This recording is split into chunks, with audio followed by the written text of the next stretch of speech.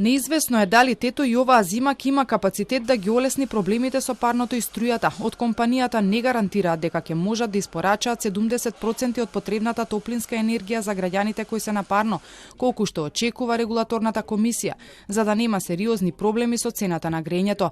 Оттаму за Телма велат дека производството на топлина на Тето ќе зависи прво од тоа дали ќе има газ на пазарот, нешто за што нема гаранции, но и каква ќе биде неговата цена.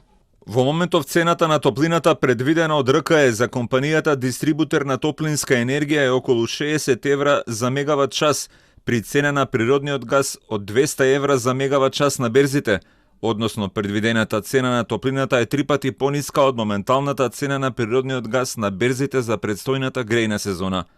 Ваква цена на топлината при моменталните берзански цени на газот Тето не може да постигне.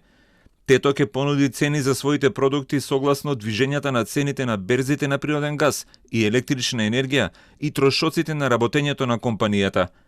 Тето е независен производител на струја и на топлина, чија цена не одредува РКЕ, туку отворениот пазар, а целта на Тето, како и на секој субјект на отворен пазар, е да оствари максимално производство и позитивни финансиски резултати.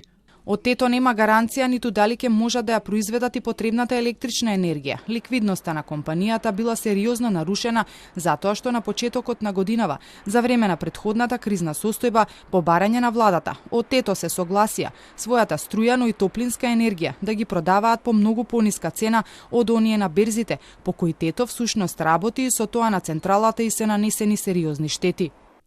Тето ја продаваше електричната енергија по цени од 170 и 190 евра за мегават час, кога пазарните се движеа од 240 до 310 евра за мегават час, а топлината по цена од 32 евра за мегават час, при цена на природниот газ од 100 евра за мегават час. Со тоа Тето претрпи штета на име загуба и изгубена добивка во износ од 37 милиони евра.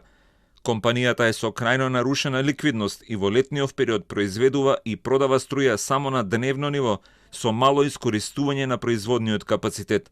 Негативно влијание врз ликвидноста има и неможноста компанијата се уште целосно да ја наплати испорачаната топлинска енергија од изминатата грејна сезона. Од друга страна, пак сите надежи на регулаторната комисија за полесно да се преброди престојната зима, која се очекува да биде многу тешка, се во Тето. Оттаму предупредуваат, ако централата не работи, ќе има проблеми и со парното, но и со струјата.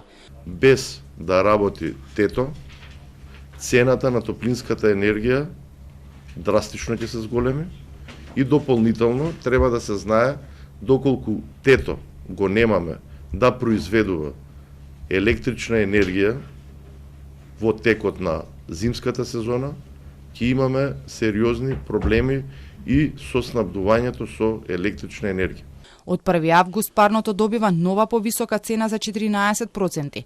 Допрва ќе се одлучува и кој ќе го превземе работењето на БЕК, кој остана без трите лиценци.